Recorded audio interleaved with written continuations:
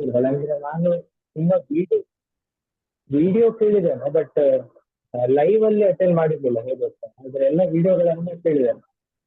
ಹಾ, ಅದಲ್ಲ, ತೊಂದರೆ ಇಲ್ಲ, ತೊಂದರೆ ಇಲ್ಲ. ಹಾಗೆಲ್ಲ ಅಂತೂ ಸಾಮಾನ್ಯ ಹೋದ ವರ್ಷ ಜಾಯಿನ್ ಆದವರೆಲ್ಲ ಇರುದು. ಹೌದು ಹೌದು ಹೌದು. ಇವತ್ತಿನ ಈಗ ನನಗೆ ಗಮನಿಸಿದ ಹಾಗೆ. ಸರಿ ಸರಿ, ಕೇಳಿದಷ್ಟೇ. ಅಂದ್ರೆ ಹಿಂದಿನವರಿಗೆ ಆದ್ರೆ, ನಮಗೆ ಹೊಸ ಪಾಠದವರಿಗಾದ್ರೆ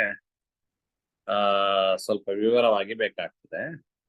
ಒಂದು ಸಲ ಪಾಠ ಕೇಳಿದವರಿಗಾದ್ರೆ ಸ್ವಲ್ಪ ಅರ್ಥ ಆಗ್ತದಲ್ಲ ಬೇಗ, ಆ ಉದ್ದೇಶದಿಂದ ಕೇಳಿದ್ದಷ್ಟೇ. ಈ ಶ್ಲೋಕದಲ್ಲಿ ನಮಗೆ ಯದೀಯ ಪತ್ರಿ ಕ್ರಿಯತೆ, ಯಾರ ಜನ್ಮಪತ್ರಿಯನ್ನು ಮಾಡ್ತಾ ಇದ್ದೇವೆ ಅಂತವರಿಗೆ ವಕ್ಷ್ಯಮಾಣ ಇಹ ರಾಜಯೋಗ, ಅವರ ಜಾತಕದಲ್ಲಿ ಏನೆಲ್ಲ ರಾಜಯೋಗಗಳಿದೆ ಅದನ್ನೆಲ್ಲ ಮುಂದಕ್ಕೆ ಬರೀತೇವೆ ನಾವು. ವಕ್ಷ್ಯಮಾಣ ಅಂತ ಹೇಳಿದ್ರೆ ನಾವು ಮುಂದಕ್ಕೆ ಹೇಳ್ತೇವೆ ಅಂತೇಳಿ ಅರ್ಥ. ಅಂದ್ರೆ ಜಾತಕವನ್ನ ಈಗ ಆರಂಭ ಮಾಡಿದ್ದೇವೆ ಮಾಡ್ಲಿಕ್ಕೆ, ಮುಂದಕ್ಕೆ ಈ ಜಾತಕದಲ್ಲಿ ಇರ್ತಕ್ಕಂತಹ ರಾಜಯೋಗಗಳನ್ನೆಲ್ಲ ಹೇಳ್ತೇವೆ. ಹಾಗೆ ರಶ್ಮಿ ಪ್ರಭೂತಾ, ತುಂಬಾ ಕಿರಣ ಉಳ್ಳಂತವರು ಅರ್ಥಾತ್ ಬಲಿಷ್ಠರಾದ ಗ್ರಹರು ಯಾರು, ಇದರ ಬಗ್ಗೆ ಲೆಕ್ಕಾಚಾರಗಳನ್ನೆಲ್ಲ ಬರೀತೇವೆ. ಈಗ ಗ್ರಹರ ಸ್ಫುಟಗಳು ಇತ್ಯಾದಿಗಳನ್ನೆಲ್ಲ ಮಾಡ್ಲಿಕ್ಕಿದೆ, ಬರಿತೇವೆ ಜಾತಕದಲ್ಲಿ. ನಾಭಸಾಶ್ಚ, ನಾಭಸಾದಿ ಯೋಗಗಳು, ಮುಂದಕ್ಕೆ ಒಂದು ತುಂಬಾ ಯೋಗಗಳನ್ನು ಹೇಳ್ತಾರೆ. ಚಂದ್ರನಿಂದ ನಾಭಸಾದಿ ಯೋಗಗಳೊಂದು 28ಕ್ಕಿಂತಲೂ ಮೇಲಿನ ಯೋಗಗಳಿದೆ. ಅದು ಬೃಹಜ್ಜಾತಕದಲ್ಲಿ 11ನೇ ಅಧ್ಯಾಯದಲ್ಲಿ ಬರ್ತದೆ ಆ ಯೋಗಗಳೆಲ್ಲ.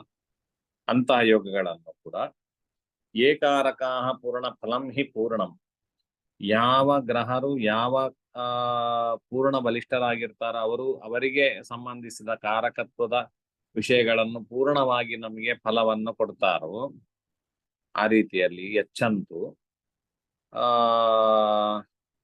ಅವರಿಗೆಲ್ಲ ಪೂರ್ಣ ಏಕಾರಕಾಹ ಪೂರ್ಣ ಫಲಂ ಹಿ ಪೂರ್ಣಂ ಯಚ್ಚಂತು. ಅದೇ ಆ ಗ್ರಹರೆಲ್ಲ ಯಾವ ಯಾವ ಒಳ್ಳೆಯ ಕಾರಕರಾಗಿದ್ದಾರೋ ಅಂತಹ ಒಳ್ಳೆಯ ಕಾರಕತ್ವದ ವಿಷಯಗಳನ್ನೆಲ್ಲ ಪೂರ್ಣವಾಗಿ ಈ ಜನ್ಮ ಪತ್ರಿಕೆಯವರಿಗೆ, ಅಂದ್ರೆ ಈ ಜಾತಕ ಮಾಡುವವರಿಗೆ ಕೊಡಲಿ ಎಂಬುದಾಗಿ ಒಂದು ಪ್ರಾರ್ಥನೆ ಮಾಡುವಂತ ಶ್ಲೋಕ ಇದು. ಇದರ ಅರ್ಥ, ನಾನು ಯಾರ ಜಾತಕವನ್ನ ಮಾಡ್ತಾ ಇದ್ದೇನೋ ಈ ಜಾತಕವನ್ನು ಮುಂದಕ್ಕೆ ಮಾಡಬೇಕಾದ್ರೆ ರಾಜಯೋಗಗಳನ್ನ, ನಾಭಸಾದಿ ಒಳ್ಳೆಯ ಯೋಗಗಳನ್ನು, ಗ್ರಹರಿಂದ ಹೇಳುವಂತಹ ಕಾರಕತ್ವದ ಒಳ್ಳೆಯ ವಿಷಯಗಳನ್ನು ಕೂಡ ಮುಂದಕ್ಕೆ ಆ ಎಲ್ಲ ಬರೆಯುವಂತಹ ವಿಷಯಗಳ ಪೂರ್ಣ ಫಲವನ್ನು ಈ ಜಾತಕದವನಿಗೆ ದೇವತೆಗಳು ಕೊಡ್ಲಿ ಅಂತೇಳಿ ದೇವರಲ್ಲಿ ಪ್ರಾರ್ಥನೆ ಮಾಡುವಂತ ಶ್ಲೋಕ ಇದು. ಯಸ್ಯಾಮಲೇಯಂ ಕಿಲ ಜನ್ಮ ಪತ್ರೇ ಕುತೂಹಲೇನ ಕ್ರಿಯತೆ ಯಥೋಕ್ತ, ತಸ್ಯಾಲಯೇ ಸತ್ಕಮಲಾ ಸಲೀಲಂ ಸುನಿಶ್ಚಲ ತಿಷ್ಠತು ದೀರ್ಘಕಾಲಂ. ಯಸ್ಯ ಅಮಲಾ ಇಯಂ ಕಿಲ ಜನ್ಮಪತ್ರಿ, ಅಮಲ ಅಂತ ಹೇಳಿದ್ರೆ ದೋಷ ರಹಿತ. ಇದರ 3 ಸಲ ಹೇಳಿಲ್ಲ. ಯಸ್ಯಾಮಲೇಯಂ ಕಿಲ ಜನ್ಮಪತ್ರಿ, ಯಸ್ಯಾಮಲೇಯಂ ಕಿಲ ಜನ್ಮಪತ್ರಿ, ಯಸ್ಯಾಮಲೇಯಂ ಕಿಲ ಜನ್ಮಪತ್ರಿ, ಕುತೂಹಲೇನ ಕ್ರಿಯತೆ ಯಥೋಕ್ತ, ಕುತೂಹಲೇನ ಕ್ರಿಯತೆ ಯಥೋಕ್ತ, ಕುತೂಹಲೇನ ಕ್ರಿಯತೆ ಯಥೋಕ್ತ. ತಸ್ಯಾಲಯೇ ಸತ್ಕಮಲಾ ಸಲೀಲಂ, ತಸ್ಯಾಲಯೇ ಸತ್ಕಮಲಾ ಸಲೀಲಂ, ತಸ್ಯಾಲಯೇ ಸತ್ಕಮಲಾ ಸಲೀಲಂ ಸುನಿಶ್ಚಲಾ ತಿಷ್ಠತು ದೀರ್ಘಕಾಲಂ, ಸುನಿಶ್ಚಲಾ ತಿಷ್ಠತು ದೀರ್ಘಕಾಲಂ, ಸುನಿಶ್ಚಲಾ ತಿಷ್ಠತು ದೀರ್ಘಕಾಲಂ. ಯಸ್ಯ ಅಮಲಾ ಇಯಂ ಕಿಲ ಜನ್ಮಪತ್ರಿ ಕುತೂಹಲೇನ ಕ್ರಿಯತೆ ಯಥಾ ಉಕ್ತ, ತಸ್ಯ ಆಲಯೇ ಸತ್ಕಮಲಾ ಸಲೀಲಂ ಸುನಿಶ್ಚಲ ತಿಷ್ಠತು ದೀರ್ಘಕಾಲಂ. ಯಸ್ಯ ಇಯಂ ಅಮಲಾ ಜನ್ಮಪತ್ರಿ ಕುತೂಹಲೇನ ಯಥೋಕ್ತ ಕ್ರಿಯತೆ, ತಸ್ಯ ಆಲಯೇ ಸಲೀಲಂ ಸತ್ಕಮಲಾ ದೀರ್ಘಕಾಲಂ ಸುನಿಶ್ಚಲ ತಿಷ್ಠತು ಎಂಬುದಾಗಿ ಇದರ ಅನ್ವಯ. ಅಂದ್ರೆ ಯಸ್ಯ ಯಾರ, ಇಯಂ ಈ, ಅಮಲ ಅಂತ ಹೇಳಿದ್ರೆ ಯಾವುದೇ ಮಲಿನತೆ ಇಲ್ಲದೆ ಇರತಕ್ಕಂಥ, ಶುದ್ಧವಾಗಿರ್ತಕ್ಕಂತಹ, ನಿರ್ಮಲವಾಗಿರ್ತಕ್ಕಂತಹ ಜನ್ಮಪತ್ರಿ, ಜನ್ಮ ಪತ್ರಿಕೆಯನ್ನು ಅಂದ್ರೆ ಜಾತಕವನ್ನು ಯಥೋಕ್ತ ಯಾವ ಕ್ರಮದಲ್ಲಿ ಹೇಳಿದ್ದಾರೆ ಹಿರಿಯರೆಲ್ಲ ಆ ಕ್ರಮದಲ್ಲಿ ಕುತೂಹಲೇನ ಕುತೂಹಲದಿಂದಲೂ ಕೂಡ ಜನ್ಮ ಪತ್ರಿಕೆಯಲ್ಲಿ ಏನುಂಟು ಅಂತ ಕುತೂಹಲ ಇದ್ದೇ ಇರುತ್ತೆ. ಕ್ರಿಯತೆ ಮಾಡ್ತಾ ಇದ್ದೇವೋ ತಸ್ಯ ಅವರ ಮನೆಯಲ್ಲಿ ಆ ಲೀಲಾ ಸಹಿತವಾಗಿರ್ತಕ್ಕಂತಹ ಸತ್ಕಮಲ ಅಂತ ಹೇಳಿದ್ರೆ ಲಕ್ಷ್ಮಿ ಎಂಬುದಾಗಿ ಅರ್ಥ. ಲಕ್ಷ್ಮಿಯು ದೀರ್ಘಕಾಲವಾಗಿ ಸುನಿಶ್ಚಲ, ಅವಳು ಚಲನೆ ಬಂದು ಹೋಗುದು ಅಂತ ಹೇಳಿ ಅಲ್ಲ, ಅಂದ್ರೆ ಸಂಪತ್ತು ಬರುದು ಹೋಗುದು ಈ ರೀತಿಯಲ್ಲಿ ಇರಬಾರ್ದು, ಅಲ್ಲಿ ಚಲನೆ ಇರಬಾರ್ದು, ಅಂತಹ ನಿಶ್ಚಲವಾಗಿರ್ತಕ್ಕಂತಹ ಸುನಿಶ್ಚಲ ಒಳ್ಳೆಯ ರೀತಿಯಲ್ಲಿ ಅವಳು ದೀರ್ಘಕಾಲದವರೆಗೆ ಮನೆಯಲ್ಲಿ ಇರ್ಲಿ. ಅಂದ್ರೆ ಯಾರ ಜಾತಕವನ್ನು ನಾವು ಮಾಡ್ತಾ ಇದ್ದೇವೋ ಅವರ ಮನೆಯಲ್ಲಿ ಸಂಪತ್ತು ದೀರ್ಘಕಾಲವಾಗಿ ಇರಲಿ ಅಂತ ಹೇಳುವಂತ ಒಂದು ಪ್ರಾರ್ಥನೆಯ ಶ್ಲೋಕ ಇದೆ.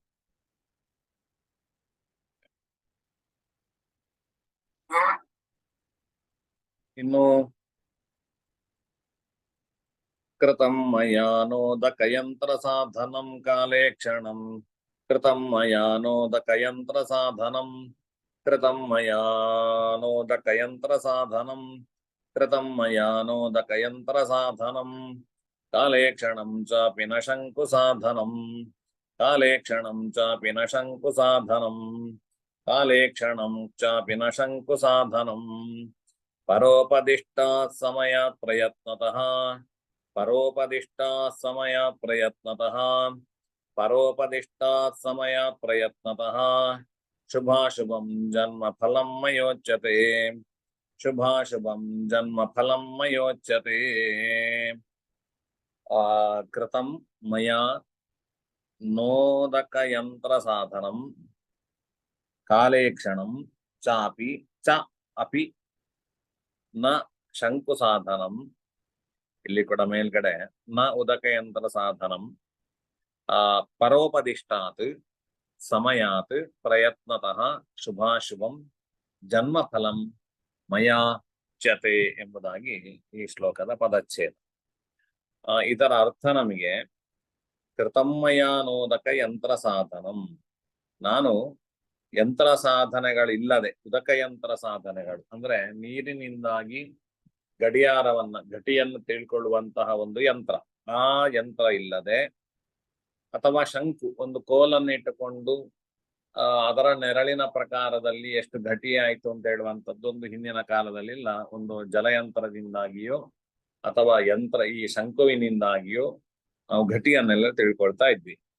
ಅಂಥದ್ರಿಂದಾಗಿ ನಾವು ಕಾಲದ ಈಕ್ಷಣೆಯನ್ನು ಮಾಡದೆ ಪರೋಪದಿಷ್ಟಾತ್ ಕೇವಲ ನರ್ಸ್ ಹೇಳಿರ್ತಕ್ಕಂತಹ ಸಮಯವನ್ನು ಇಟ್ಕೊಂಡು, ಅಂದ್ರೆ ಇನ್ನೊಬ್ಬರ ಈಗೆಲ್ಲ ನರ್ಸ್ ಹೇಳುವಂತ ಸಮಯ, ಅದರಿಂದಾಗಿ ಇನ್ನೊಬ್ಬರ ಹೇಳಿರುವಂತಹ ಸಮಯವನ್ನೇ ಇಟ್ಟುಕೊಂಡು ಆ ಸಮಯದ ಪ್ರಕಾರವಾಗಿ ಶುಭಾಶುಭಂ ಜನ್ಮ ಫಲಂ ಮಯ ಉಚ್ಯತೆ, ಮುಂದಕ್ಕೆ ನಾನು ಆ ಜಾತಕದವರ ಶುಭ ಮತ್ತೆ ಅಶುಭ ರೂಪವಾಗಿರ್ತಕ್ಕಂತಹ ಜನ್ಮದ ಫಲಗಳನ್ನೆಲ್ಲವನ್ನು ಕೂಡ ಹೇಳಲಿಕ್ಕೆ ತೊಡಗ್ತೇನೆ ಅಂತ ಹೇಳುವಂಥದ್ದು ಒಂದು ವಿಷಯ.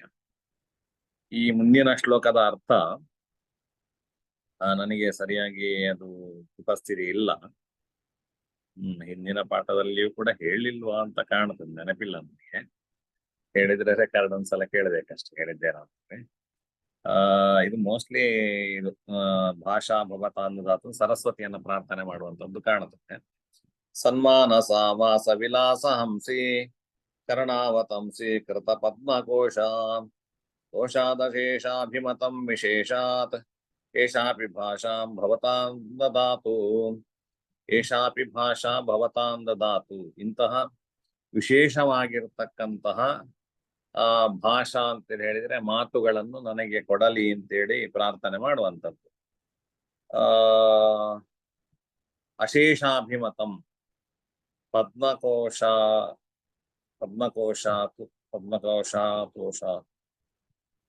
ಅಶೇಷಾಭಿಮತ ಕರ್ಣಾವತಂ ಸ್ವೀಕೃತ ಪದ್ಮಕೋಶ ಅಶೇಷ ಸನ್ಮಾಲಸ ವಾಸ ವಿಲಾಸ ಹಂಸಿ. ಮಾನಸ ಸರೋವರದಲ್ಲಿ ವಾಸವಾಗಿರುವಂತಹ ವಿಲಾಸಯುಕ್ತವಾಗಿರತಕ್ಕಂತಹ ಹಂಸವು ಆ ಪದ್ಮಕೋಶ ಅದು ಕುಕ್ಕುತ್ತದೆ. ಪದ್ಮಗಳಿಗೆಲ್ಲ ಕುಕ್ಕಿ ಕುಕ್ಕಿ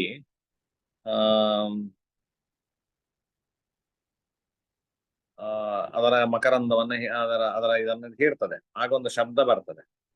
ಅದು ಕರ್ಣಕ್ಕೆ ತುಂಬಾ ಆನಂದವನ್ನುಂಟು ಮಾಡುವಂತ ಶಬ್ದ ಅಂತ ಕಾಣುತ್ತದೆ. ಕರ್ಣಾವತಂಸೀಕೃತ ಪದ್ಮಕೋಶಾತ್ ಕೋಶಾತ್ ಅಶೇಷಾಭಿಮತಂ ಅಂತಹ ನೋಡ್ಬೇಕಾಗ್ತದೆ. ಅದೇ ಅದರ ಸರಿಯಾದ ಅರ್ಥ ನನಗೆ ಉಪಸ್ಥಿತಿ ಇಲ್ಲ, ಈಗ ಹೊಳಿತಾ ಇಲ್ಲ. ಮುಂದಕ್ಕೆ ಅದರ ಬಗ್ಗೆ ಕೇಳಿಕೊಂಡು ಯಾರ ಹತ್ರ ಆದ್ರೂ ನೋಡಿ ನಿಮ್ಗೆ ತಿಳಿಸ್ತೇನೆ. ಮುಂದಿನ ಶ್ಲೋಕ ನಮಗೆ ಮಧ್ಯಾಟವ್ಯಧಿಪಂ ಬುದ್ಧ ಸಿಂಧು ಕನ್ಯಾಧವಂ ಧಿಯ ಧ್ಯಾಯಾಮಿ ಸಾಧ್ವಹಂ ಬುದ್ಧೇ ಶುದ್ಧಿ ವೃದ್ಧಿ ಚ ಸಿದ್ಧಯೇ ಅಂತೇಳಿ. ಈ ಶ್ಲೋಕ ಪ್ರಶ್ನ ಮಾರ್ಗದ ಆರಂಭದ ಮಂಗಳಾಚರಣೆಯ ಶ್ಲೋಕ ಇದು. ಪ್ರಶ್ನ ಮಾರ್ಗ ಅಂತ ಒಂದು ಗ್ರಂಥ, ಅತಿ ಉಪಯುಕ್ತವಾಗಿರ್ತಕ್ಕಂತಹ ಪ್ರಶ್ನೆಗೆ ಉಪಯುಕ್ತವಾಗಿರ್ತಕ್ಕಂತಹ ಅಷ್ಟಮಂಗಲ ಪ್ರಶ್ನೆಗಳಿಗೆಲ್ಲ ಉಪಯುಕ್ತವಾಗಿರ್ತಕ್ಕಂಥ ಗ್ರಂಥ. ಆ ಗ್ರಂಥದ ಮಂಗಳಾಚರಣೆಯ ಶ್ಲೋಕ ಇದು. ಅದು ಈ ಶ್ಲೋಕದಲ್ಲಿ ವಿಷ್ಣುವನ್ನ ಅವರು ಧ್ಯಾನ ಮಾಡ್ತಾ ಇದ್ದಾರೆ. ಅದು ಎಡಮಂಗಲ ಅಂತ ಹೇಳುವಂತ ಒಂದು ಪ್ರದೇಶದಲ್ಲಿ, ಕೇರಳದಲ್ಲಿ ಎಡಮಂಗಲ ಎಡಕ್ಕಾಡು ಅಂತ ಹೇಳುವಂತಹ ಪ್ರದೇಶದಲ್ಲಿ ಇರ್ತಕ್ಕಂಥ ವಿಷ್ಣುವಿನ ದೇವಾಲಯ. ಆ ದೇವಾಲಯದ ವಿಷ್ಣುವನ್ನು ಅವರು ಪ್ರಾರ್ಥನೆ ಮಾಡುವಂಥದ್ದು. ಮಧ್ಯಾಟವ್ಯಧಿಪಂ, ಮಧ್ಯ ಅಟವಿ ಅಧಿಪಂ, ಮಧ್ಯಾಟವಿ ಅಂತ ಹೇಳುವಂತಹ ಊರು. ಅಂದ್ರೆ ನನ್ನ ಇದರಲ್ಲಿ ಸಂಸ್ಕೃತದಲ್ಲಿ ಮಧ್ಯಾಟವಿ ಅಂತೇಳಿ ಹೇಳಿದ್ರೆ ತುಳುವಿನಲ್ಲಿಯೋ ಅಥವಾ ಕನ್ನಡದಲ್ಲಿ ಎಲ್ಲ ಎಡಕ್ಕಾಡು ಅಂತ ಹೇಳ್ತಾರೆ. ಅದೊಂದು ಊರುಂಟು. ಈಗಲೂ ತುಂಬಾ ಜನ ಅಲ್ಲಿಗೆ, ಕೇರಳದ ಜ್ಯೋತಿಷ್ಯರೆಲ್ಲ ಹೋಗಿ ಅಲ್ಲಿ ಸಾಧನೆ ಮಾಡಿಕೊಂಡು, ಅಲ್ಲಿ ಪ್ರಾರ್ಥನೆ ಮಾಡಿಕೊಂಡು, ಸೇವೆ ಮಾಡಿಕೊಂಡು ಬರ್ತಾರೆ ಅಲ್ಲಿಂದ. ದುಗ್ಧ ಸಿಂಧು ಕನ್ಯಾಧವಂ ಧ್ಯ, ದುಗ್ಧ ಸಿಂಧು ಕನ್ಯಾಧವ ಅಂತ ಕನ್ಯಾ ಅಂತ ಹೇಳಿದ್ರೆ, ದುಗ್ಧ ಸಿಂಧು ಕನ್ಯಾ ಅಂತ ಹೇಳಿದ್ರೆ ನಮಗೆ ಲಕ್ಷ್ಮಿ. ಅವಳು ಈ ಅಮೃತ ಮಥನ ಕಾಲಘಟ್ಟದಲ್ಲಿ ಹುಟ್ಟಿದ್ದಲ್ವ, ಸಮುದ್ರ ಮಥನ ಕಾಲಘಟ್ಟದಲ್ಲಿ ಹುಟ್ಟಿದವಳು. ಅದರಿಂದಾಗಿ ಸಮುದ್ರ ಕನ್ಯೆಯವಳು. ಅವಳ ಧವ ಅಂತ ಹೇಳಿದ್ರೆ ಗಂಡ. ಅಂತಹ ಗಂಡನನ್ನು ಅಂದ್ರೆ ವಿಷ್ಣುವನ್ನು ಧಿಯಾ ಬುದ್ಧಿಯಿಂದಾಗಿ, ಮತ್ತೆ ಅದೇ ರೀತಿಯಲ್ಲಿ ಶುದ್ಧಿ ವೃದ್ಧಿ ಚ ಬುದ್ಧೇಹೆ, ಬುದ್ಧಿಯ ಶುದ್ಧಿಗೋಸ್ಕರವಾಗಿ, ಬುದ್ಧಿಯ ವೃದ್ಧಿಗೋಸ್ಕರವಾಗಿ, ಸಾಧ್ವಹಂ ಯಾವಾಗಲೂ ಕೂಡ ನಾನು ಸಿದ್ಧಯೇ ಅಂದ್ರೆ ಬುದ್ಧಿಯ ಶುದ್ಧಿ ಮತ್ತೆ ವೃದ್ಧಿ ಸಿದ್ಧಿಗೋಸ್ಕರವಾಗಿ ಧ್ಯಾಯಾಮಿ, ಅಂತಹ ವಿಷ್ಣು ದೇವರನ್ನ ಧ್ಯಾನ ಮಾಡ್ತೇನೆ. ಅಂದ್ರೆ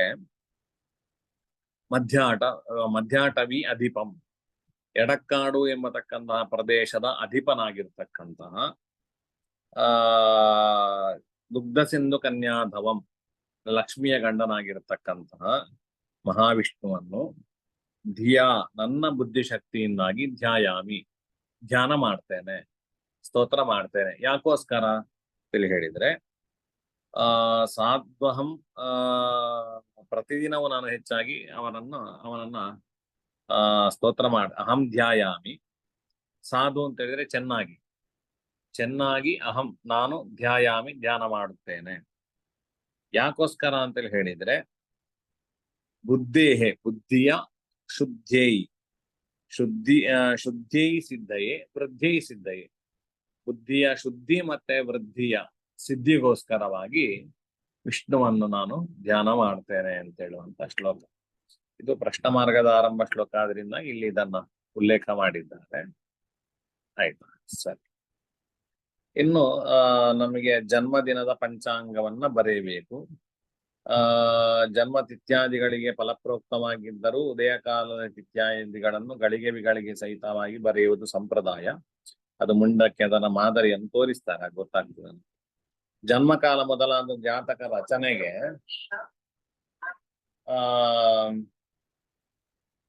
ಅಪೇಕ್ಷಿತವಾದ ಅಂಶಗಳನ್ನು ಬರೆದು ಜಾತಕ ರಚನೆಯಲ್ಲಿ ಆಧಾರವಾಗಿ ಬಳಸಿದ ಪಂಚಾಂಗವನ್ನು ಸೂಚಿಸಬಹುದು. ಯಾವ ಪಂಚಾಂಗದ ಮಾಡಿ ಶಾಸ್ತ್ರ ಸಿದ್ಧ ಈ ಪಂಚಾಂಗ ರೀತ್ಯ ಈ ಜಾತಕವನ್ನು ರಚನೆ ಮಾಡಲಾಗಿದೆ ಅಂತೇಳಿ ಹೇಳ್ತಾರೆ. ಕೆಲವರು ದೃಗ್ಗಣಿತ ರೀತ್ಯ ಅಂತ ಬರೀತಾರೆ. ಪಂಚಾಂಗದ ಹೆಸರು ಬರೆಯುವುದಿಲ್ಲ, ಯಾವ ಸಿದ್ಧಾಂತವನ್ನು ಬಳಸಿಕೊಂಡಿದ್ದಾರೆ ಅಥವಾ ಯಾವ ಪಂಚಾಂಗ ಅಂತ ಹೇಳಿ, ಉಡುಪಿ ಶ್ರೀಕೃಷ್ಣ ಪಂಚಾಂಗ ರೀತ್ಯ ಅಥವಾ ವೈಜಯಂತಿ ಪಂಚಾಂಗ ರೀತ್ಯ ಅಥವಾ ಒಂಟಿಕೊಪ್ಪಲ್ ಪಂಚಾಂಗ ರೀತ್ಯ ಈ ಜಾತಕವನ್ನು ಬರೆಯಲಾಗಿದೆ, ಶಾಸ್ತ್ರಸಿದ್ಧ ಪಂಚಾಂಗ ರೀತ್ಯ ಈ ಜಾತಕವನ್ನು ಬರೆಯಲಾಗಿದೆ ಹೇಳಿ ಬರೀತಾರೆ. ಆ ಪಂಚಾಂಗದ ಹೆಸರನ್ನು ಕೂಡ ಬರೆಯುವಂತದ್ದು ಸಂಪ್ರದಾಯಗಳು ಉಂಟು. ಜನ್ಮ ನಕ್ಷತ್ರದ ಪರಮಘಟಿ, ದಶಾಸೂಚಿ, ಸಂಧಿ ವಿವರ ಇತ್ಯಾದಿಗಳನ್ನು ಕೂಡ ಬರೀಬೇಕಾಗ್ತದೆ. ಅದು ಮುಂದಕ್ಕೆ ಗೊತ್ತಾಗ್ತದೆ. ಗ್ರಹಸ್ಥಿತಿ, ಜನ್ಮ ಕುಂಡಲಿ, ಅಂಶ ಕುಂಡಲಿ ನಿರ್ಮಾಣ. 12 ಜಾತಕ ಪತ್ರಿಕೆಯಲ್ಲಿ ಗಣತಿಯಿಂದ ಸಾಧಿಸಿದ ಅಂಶಗಳನ್ನು ಬರೆಯುವುದು. ಮಾದರಿ ಜಾತಕ ಒಂದು, ಅದನ್ನು ಬರಿತಾ ಇದ್ದಾರೆ. ಶ್ರೀ ಗುರುಭ್ಯೋ ನಮಃ, ಶ್ರೀಮನ್ ಮಹಾಗಣಪತಯೇ ನಮಃ ಅಂತ ನಮ್ಮ ಇಷ್ಟ ದೇವರನ್ನೆಲ್ಲ ಬರ್ಕೊಂಡು, ಈಗ ನಾನಾದ್ರೆ ಶ್ರೀ ವಿಷ್ಣುಮೂರ್ತಿ ಪ್ರಸನ್ನ ಅಂತ ಹೇಳಿ ಬರೀತೇನೆ. ವಿಷ್ಣು ದೇವರ ನನಗೆ ಅಂದ್ರೆ ಇಲ್ಲಿಯ ನಮ್ಮ ಹತ್ತಿರದ ದೇವರಾದ್ರಿಂದಾಗಿ ಅಂತೂ ಆದಿತ್ಯಾದಿ ನವಗ್ರಹ ದೇವತಾಭ್ಯ, ನಮ್ಮ ಇಷ್ಟ ದೇವರನ್ನು ಅಥವಾ ನಮಗೆ ಪರಂಪರೆಯ ನಮ್ಮ ಮನೆ ದೇವರನ್ನು, ನಮ್ಮ ಕುಲದೇವರನ್ನ ಹೆಸರುಗಳನ್ನು ಬರೀಬಹುದು. ಮತ್ತೆ ಜನನಿ ಜನ್ಮ ಸೌಖ್ಯಾನಾಂ ವರ್ಧನಿ ಕುಲ ಸಂಪದಾಂ ಪದವಿ ಪೂರ್ಣ ಪುಣ್ಯಾನಾಂ ಲಿಖ್ಯತೆ ಜನ್ಮ ಪತ್ರಿಕಾ. ಮೊನ್ನೆ ಪಾಠ ಆಗಿದೆ ಈ ಶ್ಲೋಕ. ಆ ಶ್ಲೋಕವನ್ನು ಬರೆಯುವುದು. ಹೆಚ್ಚಿನವರ 99% ಜನರು ಜಾತಕ ಬರೀಬೇಕಾದ್ರೆ ಈ ಶ್ಲೋಕವನ್ನೇ ಆರಂಭದಲ್ಲಿ ಬರೀ. ಉಳಿದಂತೆ ನಮಗೆ ಹಿಂದೆ ಬಂದಿರತಕ್ಕಂಥ ಯಾವ ಶ್ಲೋಕಗಳನ್ನು ಕೂಡ ಇಲ್ಲಿ ಆರಿಸಿಕೊಂಡು ಈ ಪ್ರದೇಶದಲ್ಲಿ ಬರೀಬಹುದು. ಆ ನಂತರದಲ್ಲಿ ಈ ರೀತಿಯಲ್ಲಿ ಹೆಸರು, ಆ ಮಗುವಿನ ಹೆಸರು, ಯಾರ ಜಾತಕವನ್ನು ಬರಿತಾ ಇದೆ ಅವರ ಹೆಸರು, ಮತ್ತೆ ತಂದೆ ತಾಯಿ, ವಿಳಾಸ ಅಂತ ಹೇಳಿದರೆ ಸಾಮಾನ್ಯ ಜನ್ಮ ಸ್ಥಳವನ್ನ ಬರೆಯುವಂಥದ್ದು ಸಂಪ್ರದಾಯ. ಅವರ ಇಡೀ ವಿಳಾಸ ಬರೆಯುವಂಥ ಜಾತಕದಲ್ಲಿ ಬಾರಿ ಕಡಿಮೆ, ಸಂಪ್ರದಾಯ ಕಡಿಮೆ. ಲಿಂಗ ಬರಿಬೇಕಾಗ್ತದೆ, ಗೋತ್ರ ಗೊತ್ತಿದ್ರೆ ಬರಿಬೇಕಾಗ್ತದೆ, ದಿವಾಮಾನ ಎಷ್ಟು ಅಂತ ನೋಡಿಕೊಳ್ಬೇಕಾಗ್ತದೆ. ಇದರಲ್ಲಿ ದಿವಾಮಾನ ಮೊನ್ನೆ ನಾವು ಲೆಕ್ಕಾಚಾರ ಮಾಡಿದ್ದೇವೆ 29, 21 ಹೇಳಿ. ಆ ಸಂದರ್ಭಕ್ಕೆ ಜನ್ಮ ನಕ್ಷತ್ರ ಮೂಲ, ಯಾವ ಜನ್ಮ ನಕ್ಷತ್ರ ಅಂತ ಬರೀಬೇಕು ಮಗುವಿನದ್ದು. ಜನ್ಮ ರಾಶಿ ಯಾವುದು, ಜನ್ಮ ರಾಶಿ ಅಂದ್ರೆ ಮೂಲ ನಕ್ಷತ್ರ ಆದ್ರೆ ಧನು ರಾಶಿ, ಶ್ರವಣ ನಕ್ಷತ್ರ ಆದ್ರೆ ಮಕರ ರಾಶಿ, ಅಶ್ವಿನಿ ನಕ್ಷತ್ರ ಆದ್ರೆ ಮೇಷರಾಶಿ. ಈ ರೀತಿಯಲ್ಲಿ ಯಾವ ನಕ್ಷತ್ರ ಯಾವ ಪಾದದಲ್ಲಿ ಅಂತ. ಈಗ ಉತ್ತರ ನಕ್ಷತ್ರ ಅಂತ ಹೇಳಿದ ತಕ್ಷಣ ನಮಗೆ ಸಿಂಹರಾಶಿ ಆಗಿರ್ಬೋದು, ಕನ್ಯಾ ರಾಶಿ ಆಗಿರ್ಬೋದು. ಒಂದು ಪಾದ, ಮೊದಲನೇ ಪಾದ ಸಿಂಹ ರಾಶಿಯಲ್ಲಿ, ಉಳಿದ 3 ಪಾದಗಳು ನಮಗೆ ಕನ್ಯಾ ರಾಶಿಯಲ್ಲಿ ಬರ್ತದೆ. ಆಗ ಪಾದವನ್ನು ನೋಡಿಕೊಂಡು ನಾವು ರಾಶಿಯನ್ನು ಬರೀಬೇಕಾಗ್ತದೆ. ಸೂರ್ಯೋದಯ ಎಷ್ಟು ಗಂಟೆಗೆ ಆಗಿದೆ ಅದನ್ನು ಬರೀಬೇಕು. ಇಲ್ಲಿ ಬರೆದಿದ್ದಾರೆ 6:52 AM. ಸೂರ್ಯಾಸ್ತ ಎಷ್ಟೊತ್ತಿಗೆ 6:36 AM. ಮಗುವಿನ ಜನ್ಮ ಸಮಯ ಎಷ್ಟೊತ್ತಿಗೆ ಅದನ್ನು ಬರಿಬೇಕು. ಜನ್ಮ ದಿನಾಂಕ ಬರಿಬೇಕು. ಜನ್ಮ ಸ್ಥಳ ಅದನ್ನು ಬರಿಬೇಕಾಗ್ತದೆ. ಇದು 3 ಮುಖ್ಯವಾಗಿ ಬೇಕಾಗಿರುವಂತದ್ದು. ಮತ್ತೆ ಇನ್ನೊಂದು ಪೇಜಲ್ಲಿ ನಮಗೆ ಶ್ರೀರಸ್ತು ಶ್ರೀ ಅಂತೇಳಿ ಬರೆದು, ಸ್ವಸ್ತಿ ಶ್ರೀ ವಿಜಯಾಭಿದಯ ತೃಪಶಾಲಿ ವಾಹನ ಡಕವ ವರ್ಷ ಅಥವಾ ಸ್ವಸ್ತಿ ಶ್ರೀ ಗತಶಾಲಿ ವಾಹನ ಶಕ ವರ್ಷ ಅಂತೇಳಿ ಆ ರೀತಿಯಲ್ಲೂ ಬರೆಯುವಂಥದ್ದು ಉಂಟು. ಇದು ಒಳ್ಳೆಯ ಶಬ್ದ. ಇದು ಶ್ರೀ ವಿಜಯಾಭ್ಯುದಯ ಕೃಪಶಾಲಿ ವಾಹನ ಶಕ ವರ್ಷ 1936ನೇ. ಈ ಶಕೆಯ ವಿಷಯಗಳನ್ನೆಲ್ಲ ಹಿಂದೆ ಪಾಠದಲ್ಲಿ ಒಬ್ರು ಶಕಪುರುಷರ ಬಗ್ಗೆ ಇರುವ ಮಾಹಿತಿಯನ್ನು ಯೂಟ್ಯೂಬಿನಿಂದ ಎಲ್ಲಿಂದ ಹಂಚಿಕೊಂಡಿದ್ರು. ಅದನ್ನು ನೀವು ಕೇಳಿದ್ರೆ ಅಲ್ಲಿ ಶಕಪುರುಷರ ಬಗ್ಗೆ ಮಾಹಿತಿಗಳು ಗೊತ್ತಾಗ್ತದೆ ನಿಮಗೆ. ಅದನ್ನ ಬರ್ಕೊಂಡು ಈಗ 1943ನೇ ಅಂತ ಕಾಣ್ತೇವೆ. 43, 44ನೇ ನಾವು ಇದ್ದೇವೆ. 44, 45ನೇ ಇದರಲ್ಲಿ ಇದ್ದೇವೆ ನಾವು.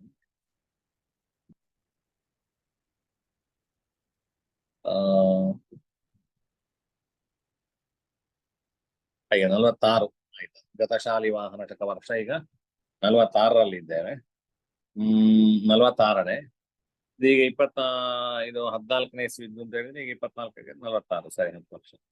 ವಿಜಯ ಸಂವತ್ಸರದ ಈಗ ನಮಗೆ ಕ್ರೋಧಿನಾಮ ಸಂವತ್ಸರದ ಉತ್ತರಾಯಣ, ಈಗ ದಕ್ಷಿಣಾಯನ, ಕುಂಭ ಮಾಸ ದಿನ 13 ಸಲುವ. ಇವಾಗ ನಮಗೆ ಇವತ್ತು ತುಲಾಮಾಸ ನಡೀತಾ ಇದೆ. ತುಲಾಮಾಸ 23ನೇ ದಿನ ಇವತ್ತು ನಮಗೆ ಆಗ್ತಾ ಉಂಟು. ಇವತ್ತು ಅಂತ ಹೇಳಿ ಆದ್ರೆ ತುಲಾಮಾಸ ದಿನ 23 ಸಲುವ. ಮತ್ತೆ ಯಾವ ತಿಂಗಳು ಅಂತ ನೋಡ್ಬೇಕು. ಆಗ ಮಾಘ ಶುದ್ಧ, ಬಹುಳ, ಶುದ್ಧ ಅಥವಾ ಬಹುಳ ಅಂತೇಳಿ ಎರಡರಲ್ಲಿ ಯಾವ್ದಾದ್ರು ಒಂದು ಬರಿಬೇಕಾಗ್ತದೆ. ಇಲ್ಲಿ ಇವತ್ತು ನಮಗೆ ಯಾವ್ದು ಇರ್ತದೆ ಅಂತ ಹೇಳಿದ್ರೆ ಈಗ ಕಾರ್ತಿಕ ಮಾಸ. ಕಾರ್ತಿಕ ಮಾಸ ಇವತ್ತು ಅಷ್ಟಮಿ ಅಲ್ಲ? ಹೌದು. ಶುಕ್ಲಾಷ್ಟಮಿ ಎಷ್ಟೊತ್ತುವರೆಗೆ ಉಂಟು ಈಗ? ಹೌದು, ಅಷ್ಟಮಿ ಇದೆ, ಪೂರ್ತಿ ಇದೆ, ಒಂದು 10 ಗಂಟೆವರೆಗೆ ಇದೆ.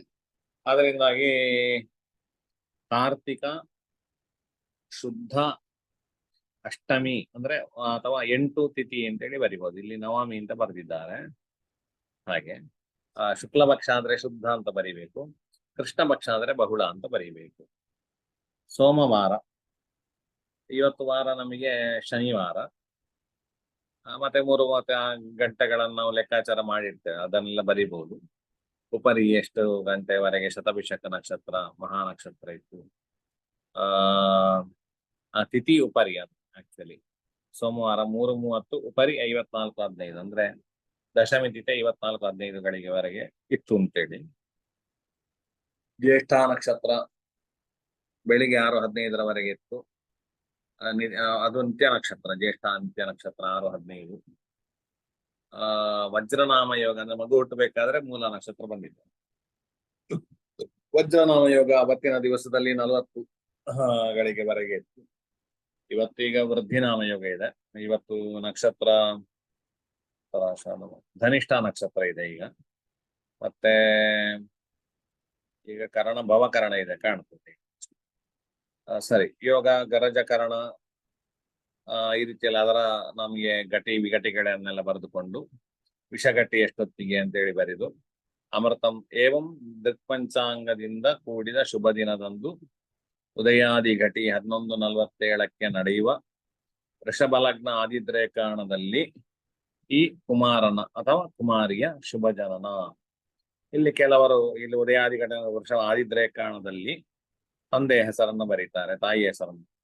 ಇವರಿಬ್ಬರ ಪುತ್ರನ ಅಥವಾ ಪುತ್ರಿಯ ಅಂತೇಳಿ ಆ ರೀತಿ ಬರೀತಾರೆ. ಕುಮಾರನ ಅಥವಾ ಕುಮಾರಿಯ ಶುಭ ಜನನ ಅಂತೇಳಿ ಅವನ ಹೆಸರು ಬರೆದು ಶುಭ ಜನನ ಅಂತ. ಕುಮಾರಿಯ ಈ ಶ್ರವಣ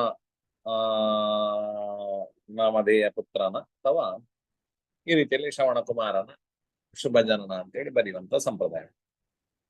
ಈ ಕುಮಾರನಿಗೆ ಅಥವಾ ಈ ಕುಮಾರಿಗೆ ಮೂಲ ನಕ್ಷತ್ರ 55:45 ಪರಮಘಟಿ, 5:32 ಸಂದಘಟಿ, 5:13 ಶಿಷ್ಟಘಟಿಗೆ ಸರಿಯಾಗಿ ಜನ್ಮಶಿಷ್ಟ ಕೇತು ದಶಾ ವರ್ಷ 6-3-20 ದಿನಗಳು ಅಂತೇಳಿ ಅದನ್ನೆಲ್ಲ ಬರೆಯುವಂತ ಕ್ರಮಗಳು. ತದುಪರಿ ಶುಕ್ರ ದಶ 20 ವರ್ಷ ಅಂತೇಳಿ ಅಷ್ಟು ಬರೆದ್ರೆ ಸಾಹಿತ್ಯಾದಿ ಅಂತ ಬರೆಯುದು.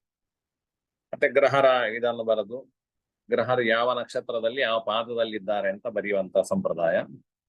ರವಿ ಶತಭಿಷಕ್ 2ನೇ ಪಾದ, ಚಂದ್ರ ಮೂಲ ನಕ್ಷತ್ರ 1ನೇ ಪಾದ, ಚಿತ್ರ ನಕ್ಷತ್ರದಲ್ಲಿ ಕುಜ ಇದ್ದ 3ನೇ ಪಾದದಲ್ಲಿ. ಇದನ್ನೆಲ್ಲ ನೀವು ಅಲ್ಲಿ ಕೊಟ್ಟಿದ್ದಾರೆ, ಸ್ಪಷ್ಟವಾಗಿ ಕೊಟ್ಟಿದ್ದಾರೆ, ಅದನ್ನ ಬರೀಬೇಕು.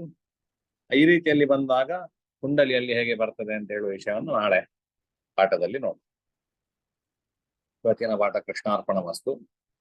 ಮೂರ್ತಿತ್ವೇ ಪರಿಕಲ್ಪಿತ ಶರಭೃತೋ ವರ್ತಾ ಪುನರ್ಜನ್ಮನಾಂ ಆತ್ಮೇತ್ಯಾತ್ಮವಿದಾಂ ಕ್ರತುಶ್ಚ ಎಡತಾಂ ಭರ್ತಾಮರ ಜ್ಯೋತಿಷಾಂ ಲೋಕಾನಾಂ ಪ್ರಲಯೋದಯ ಸ್ಥಿತಿ ವಿಭುಶ್ಚಾನೇಕಧಾ ಯಶ್ರುತೋ ವಾಚಂ ನಃ ಸದ್ಧಾತನೈಕ ಕಿರಣ ತ್ರೈಲೋಕ್ಯ ದೀಪೋ ರವಿಃ. ಪ್ರಶ್ನೆಗಳು